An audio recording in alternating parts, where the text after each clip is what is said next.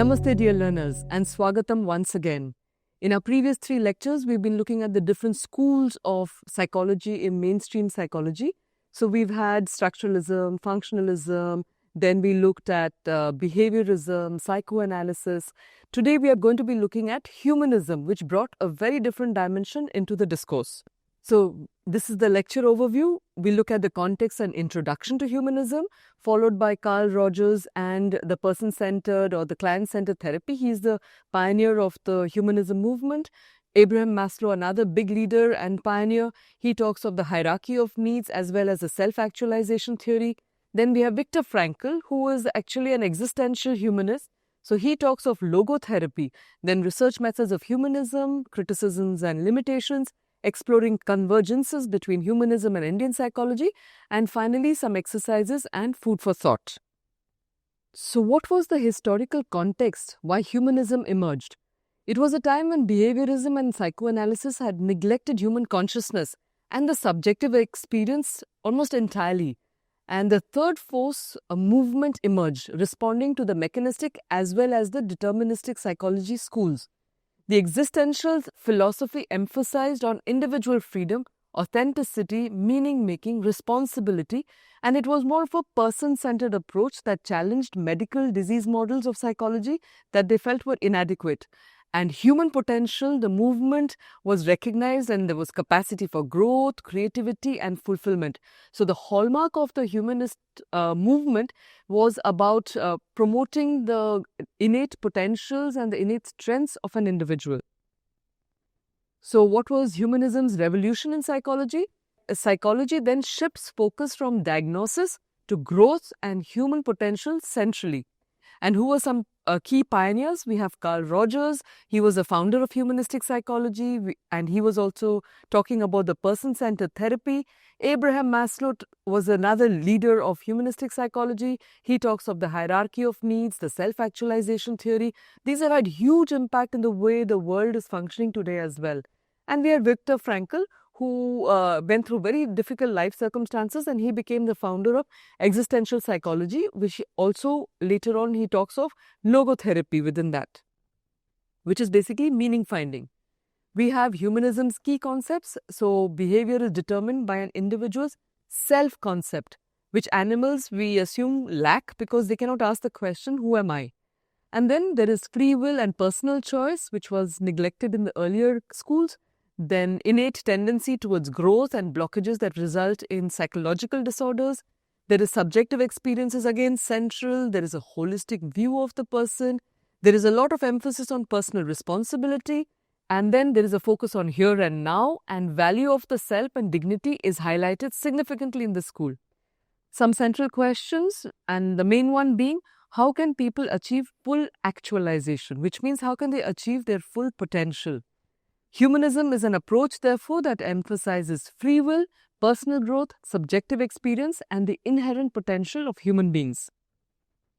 So, this humanistic psychology took off from the 1950s. The first person to bring it up was Carl Rogers. He's the founder of humanism and person-centered therapy. So, talking of the foundations of humanism, Carl Rogers was an American psychologist, and he was developing revolutionary therapeutic approach to and emphasizing unconditional regard, which means that when your client has come to consult you, then there is no judgment. You listen completely with no bias whatsoever and allow that client to speak freely about their problems. So he was greatly influenced by Otto Rank and an existential philosophy profoundly. Then few major works of his, so there is counseling and psychotherapy, client-centered therapy, and on becoming a person. And very often just by the titles you figure out what you can expect from that particular leader of that movement. And the last one is a way of being. Now, he was also one who pioneered the client-centered therapy, where the therapist was a genuine and accepting facilitator with unconditional positive regard, which was essential to listen to the clients. He emphasized on empathy, congruence, and unconditional positive regard as the heart of therapeutic work. In terms of the fundamental beliefs, so humans possess inherent capacity for growth, healing, and wisdom. He says the curious paradox is that when I accept myself just as I am, then I can change. So Rogers' person-centered approach, here are some core principles. He talks of unconditional positive regard, and which, as we've mentioned, was about accepting the person completely without any judgment and continuously doing so. There has to be a great deal of empathy, deeply understand and reflect the client's subjective inner world. Congruence has to be there, which means that the therapist has to be authentic and genuine, not defensive or facade maintaining. So there has to be a genuine connect with the client who's coming. It has to be very client-centered, where the client is the expert on their own experience and the therapist only facilitates the client to discover what is happening within. So they follow the client. There is a growth tendency, so humans naturally move towards fulfillment when conditions are supportive. And in terms of the legacy, this transformed therapeutic practice and it emphasized on the client's own resources for growth. So this is a very important shift, moving towards more and more subjective understanding of the processes that are happening within. Rogers' mechanisms, so the conditions for psychological change, he says the most important thing is the understanding of self-concept. What is a person's beliefs about themselves that shape their experience fundamentally? Then he also talks about the organismic valuing, to trust the inner experience and intuition as a valid guide. So you remember with behaviorism, and they completely rejected intuition and they said that everything was determined by the environment. But here he starts encouraging people again to start listening to themselves. So this first person inquiry is a very important feature of humanism. Then he talks of incongruence. So he says the gap between the ideal self and the real self, this often causes distress. This was also something that we had started seeing in psychoanalysis already, which causes the conflicts within the individual. Then there is congruence, which is the alignment between the concept of the self and actual experience. And this, when there is congruence, there is good health. In terms of growth, there is a therapeutic conditions that enable moving towards authenticity and wholeness.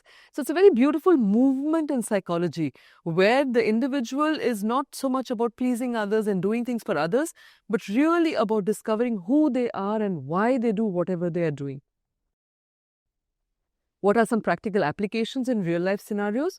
So in therapy, the client finds acceptance, authentic self emerges and freely, gradually. Then in education, students develop confidence when the teachers show genuine belief potential in the students' capacities. Then there is relationships, so partners thrive when they experience unconditioned acceptance and they're valued unconditionally. In the workplace, employees flourish when authentic selves are welcomed and contributions are appreciated. In terms of parenting, the children develop healthy self-concept when they're loved unconditionally and completely understood. And I think that all of us can resonate with what is written there.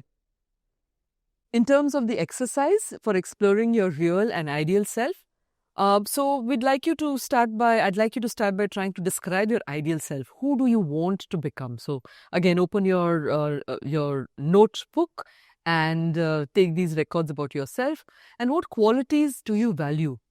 Then describe your real self. Who really are you in today's context?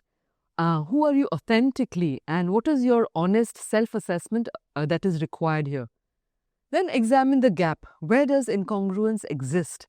And what causes the discrepancy? Do you have a way of addressing it? Then identify the conditions. Then what feels most authentic?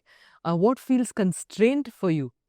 And then in the journal, you write how you can close the gap and increase your genuine satisfaction and peace. Moving on to another very big figure in the movement, Abraham Harold Maslow. He talks of the self-actualization and the hierarchy of needs, etc. So the foundation of self-actualization happened. He was an American psychologist who was studying human motivation and psychological health positively. So just a small note about Maslow himself. According to Freud, if somebody had gone through a traumatic childhood, there is no way that he could have become a very positive human being because that would have shaped his entire life. But Maslow himself was a complete demonstration of the opposite because he had a very, very hard childhood. He had a very harsh mother, a very cruel mother. So once when he brought home a little kitten, because he wanted something to play with, she just literally smashed the kitten against the wall. So he grew up in very, very tough conditions. And yet, he went on to study some of the most brilliant people of his times, around 50 or so people. And then he saw that many of them had gone through hardships and they overcame all that and then became the brilliant individuals that they did. So that really reinforced his belief and conviction that what drives a human being is not just all the urges of the subconscious that is conditioned by their environment or the mechanistic conditioning that we can do, but there is innate push or an innate drive for self-growth that pushes the individual to excel. And what are some of the major works? So he's written on motivation and personality and toward psychology of being. In terms of hierarchy of needs, he talks of it as a pyramid framework that shows the motivation levels progressively. So once you've satisfied the physical level, etc., we look at it in greater detail. And then he talks of self-actualization, which is the highest level representing realization of full human potential. He influenced the humanistic psychology's focus on growth, creativity, meaning-making, and he did so with a very profound impact on the entire field. And then his contribution was that he pioneered positive psychology, studying of well-being, not just pathology. And his advancements to psychology was that it shifted towards understanding human flourishing and transcendence beyond the suffering that they undergo because of various influences from the environment. And his quote, "What a man can be, he must be." Let's talk of Maslow's hierarchy of needs. So he says that basically it's like a pyramid, and you just look at these. I will take you to the slide directly. It's much easier for you to understand. So he says that first, all of us have got physiological needs, which means breathing, food, water, shelter, clothing, sleep. If these conditions are fulfilled, then we are ready to look at the next level of needs, which is the safety and security, which means that people are concerned with health, employment, property, family, and social abilities. Once that is fulfilled, then there is the next step, which is love and belonging. So people are then striving for friendship, family, intimacy, sense of connection, etc. Moving higher up, there is the need for self-esteem. So there is a need for feeling more confident, of achievement, respect of others. There is a need to be unique individual. And finally, he says that what is pushing us through all our life experiences is the drive for self-actualization. This has to do with morality, creativity, spontaneity, acceptance, experience, purpose, meaning, and inner potential, which is really going towards fulfillment of our authentic selves. And so this is the hierarchy of needs. I'll just go back here to show you that there is a connection with the Indian concepts of Purushartha, which are the 4 aims of life, which ends in moksha. So it goes through, the basics of dharma, artha, kama, moksha. So we need to know the laws of life. We need to have wealth. We need to have our desires fulfilled. And then when we've gone through those stages, then we are also ready to find our liberation from each of them. So there are slight variations, and it's very fascinating to know that even Maslow talks of 2 more actually, but they don't normally get considered in the hierarchy of needs. So he talks about aesthetic needs, and then he talks about transcendence needs. Okay, so those are also there, but not often part of the main 5 that is spoken of. So who are these self-actualized persons, and what are some distinguishing characteristics? So they are identified common characteristics of psychologically mature and self-actualized individuals.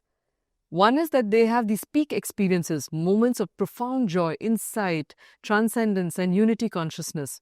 Self-transcendence is another one where they're moving beyond self-interest towards helping others, social contribution. And he ended up becoming one of the most influential motivation theorists, because he shaped positive psychology as well as he changed that approach fundamentally in terms of how we understand human nature. Few more characteristics. So there is realistic perceptions. They see the world accurately, accept self and others authentically. In terms of acceptance, they are comfortable with self and others, and they embrace human limitations gracefully. There is spontaneity, so there's a natural expression, genuine reactions, freedom from artificial pretense. They're problem-focused, they're concerned with the larger issues and dedicated to meaningful purposes. In terms of autonomy, they're independent thinkers and they're guided by internal values, not by external approval. So again, another mode of just understanding what some of these qualities are and how they manifest themselves in the lives of the individuals. So I think all of us in different ways are striving to become better in our own capacities, in our own personality. So the humanistic psychology offers us a lot of avenues of following what is good for us and discovering the best part of ourselves. In terms of practical applications of the hierarchy of needs, we see that it promotes student motivation. So once their survival needs are met, self-actualization drives learning engagement, career satisfaction, meaningful work is addressed, and it addresses the needs beyond money and compensation only.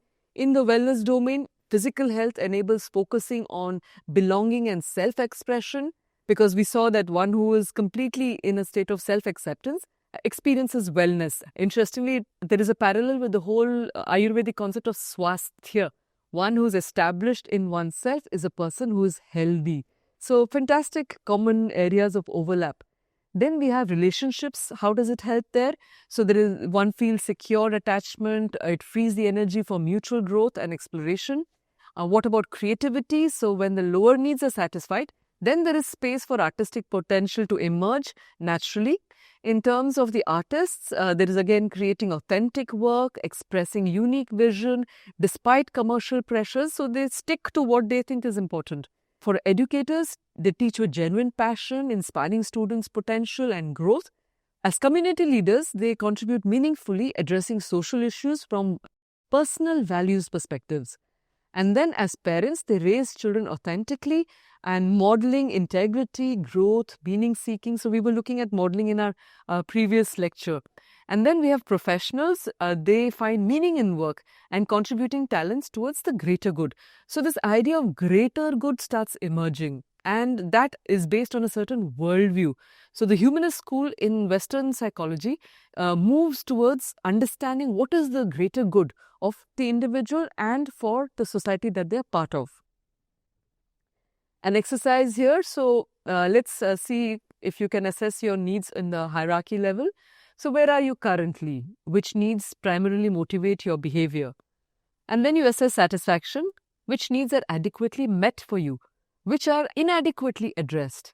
Then identify the blockers. So what is preventing your progression towards self-actualization aspirations? In terms of strengths inventory, what unique talents, interests, abilities characterize you? And then in growth plans, what specific steps are you taking to move towards authentic self-expression on a daily basis? Like I said, there are a lot of exercises to choose from. You can take your time, but what I would suggest that you take an exercise and you try it out. They say that if you can do an exercise for 21 days, then it starts forming a new habit. So see what resonates with you, see what practices are, they can come together, and basically discover yourself using whatever tools are proposed here. Let's move on to Viktor Frankl, who is the founder of logotherapy and also existential humanistic psychology. He was an Austrian psychiatrist and a Holocaust survivor. He survived 4 concentration camps. He even lost his entire family. But he was observing what happens to human nature under the worst of circumstances. He then founded the logotherapy, which is a meaning-centered therapy, and he was an existential humanist psychologist. His experiences in the Nazi concentration camps shaped his emphasis on finding meaning in suffering. So he says that, typically Freud would have said that under the harshest circumstance, everybody would end up becoming like animals. But he said that I saw that in the worst circumstances, there were some individuals within that who, instead of becoming pigs, became angels. And that was his inspiration to look for meaning. So logotherapy, therefore, is what he designed. It's a theory based on this belief that the primary human drive is not pleasure, according to Freud, or power, according to Adler, but the search for meaning. And some of his major works include The Man's Search for Meaning, a must read. It can be a life-transforming book for anyone. Then The Doctor and the Soul and The Will to Meaning. The will to meaning itself is about the fundamental motivation to find a reason to live, even in the most miserable circumstances. There is meaning in suffering, which says that it contended that humans can find meaning even in suffering, as seen in his experiences in the Nazi concentration camp. Then there are 3 avenues to meaning. Meaning is found through work, creativity, love, experiencing someone, and or in the attitude, the choice of how to face unavoidable suffering. The next is the existential vacuum, and here a state of boredom or emptiness that occurs when life loses its sense of purpose and leading to depression or aggression. So meaning is what he's emphasizing on. Find meaning in life. And his quote is, those who have a why to live can bear with almost any how. Logotherapy, some core principles. So there is a belief in human dignity and worth. There is an emphasis on freedom and responsibility, a focus on personal meaning and growth, respect for subjective experience. And then the primary human motivation is the will to meaning. Life has meaning under all circumstances, including suffering. He says that psychological distress arises from lack of meaning, and that gives a feeling of existential vacuum. And he says that freedom and responsibility are central to human existence. And I think in every case, the ball is back in one's own court, because the end gainer and loser is the individual themselves. And this is a theme that comes up again and again in Indian psychology.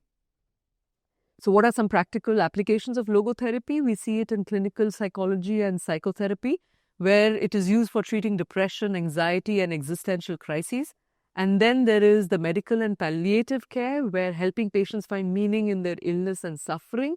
In terms of education and counseling, there is this meaning-making helps to support students with purpose, motivation, and life direction.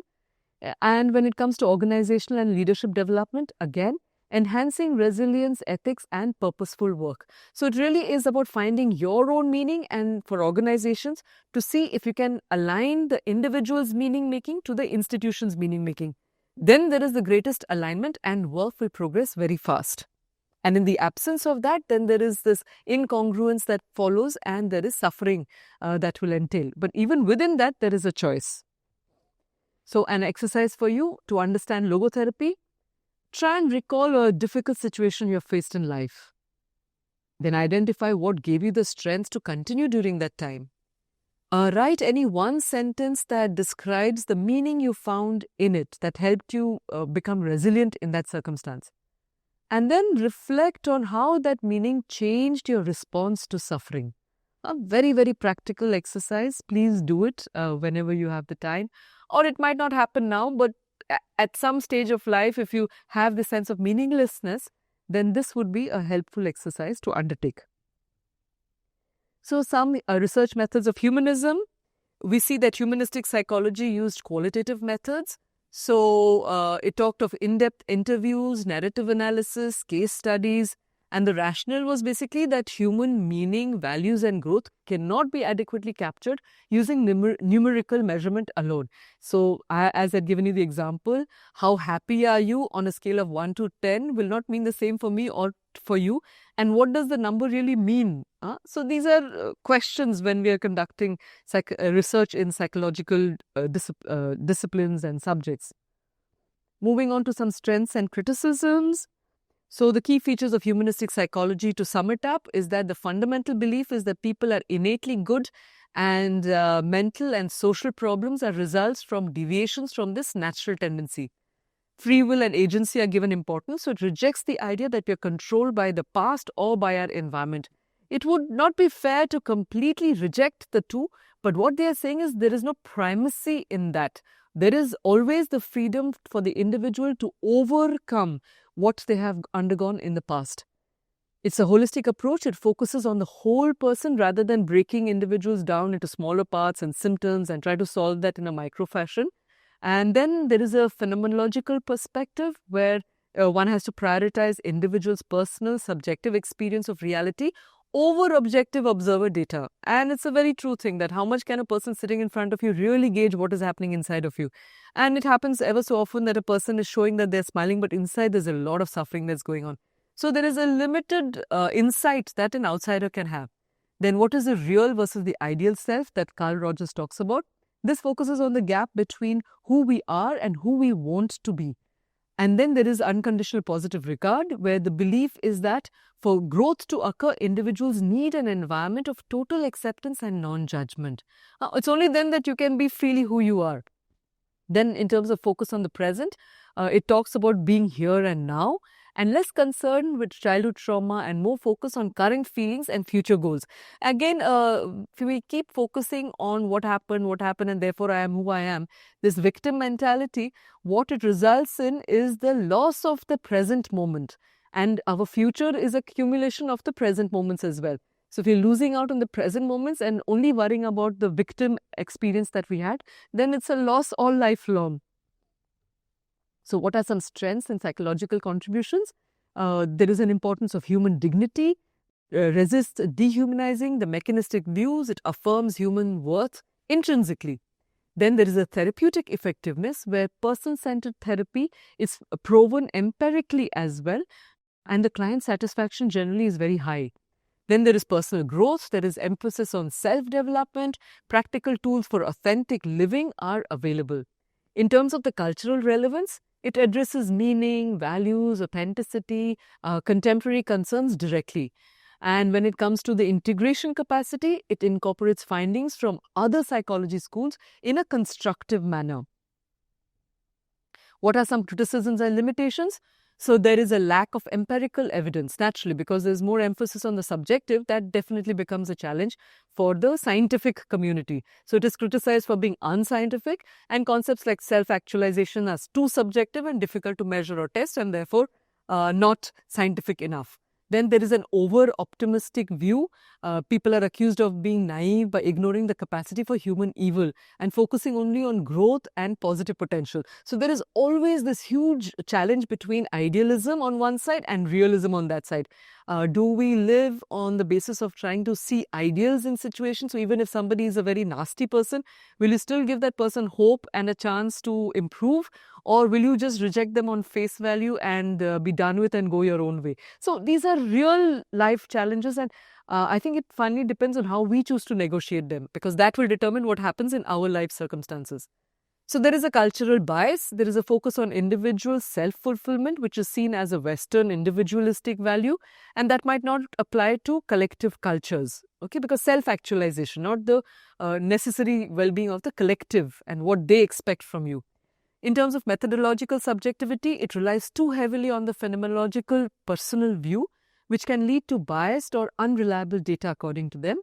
There is a lack of predictive power. Naturally, if everything is individual and subjective, then how can you predict in terms of mass reactions? Then while it describes behavior well, it is less effective at predicting future behavior compared to other schools like behaviorism. And then they say that there is a vague concepts, for example, terms like congruence and fully functioning person. These lack clear standardized definitions for clinical research. However, we see that they are very successful clinically because they are able to solve a person's problems. In terms of humanism's model of the human being, the psychophysiological anatomy or PAN, so the core assumption about human nature is that people are optimistic, growth-oriented, model of the human being based on freedom, authenticity, and inherent potential. They are active agents. So humans initiate choices. They are not passive responders to stimuli. Then inherently good. So there is positive motivation is primary, and destructiveness develops from suppressed nature. Then self-directing. So autonomy is fundamental, and people are motivated towards growth and meaning making. Phenomenologically, they are centered, so there is subjective experience, consciousness is primary, objective reality is secondary. And growth capable, which means that there is continuous development that is possible and potential for becoming a lifelong journey. In terms of meaning creating or meaning creation, life's purpose is constructed through authentic choices and engagement with everything that they are dealing with. So comparison with other models, we've looked at this in the previous slide, but as you can see with human nature, I will just allow you to go through this and not read through all of them because we have seen this with the psychoanalysis course. So you can pause here and go through it, and it reinforces what we have been talking about. Same for this, part 2 of that same slide. So you can pause, look through, study it, and see if you can now relate it to what we've done. Because with this school, we are coming to the close of the study of the different schools of Western psychology. And the reason that I've made it selective is because I just wanted to indicate to you that there is this span or the psychophysiological anatomy which is quite categorically different in each of these schools. And once we have an idea of what is there, then we can go on to appreciate what Indian psychology offers as the pan of the human being. We also have the Gestalt and the cognitive, and all of those other psychologies are also there. And for those who are interested, please go and discover what is the pan in those other schools as well. So what is the convergence with Indian psychology? We see that there is a concept of dharma, where both emphasize on authentic life purpose aligned with values inherently. So the concept of swadharma that is there with us. And then there is Atman, or the true self concept that parallels Roger's real self versus the social facade. It's a little deeper than that. So I would also like to caution that when we are doing these parallels, please don't think they're identical. Each of these concepts needs to be understood in their own depths and appreciated in certain contexts.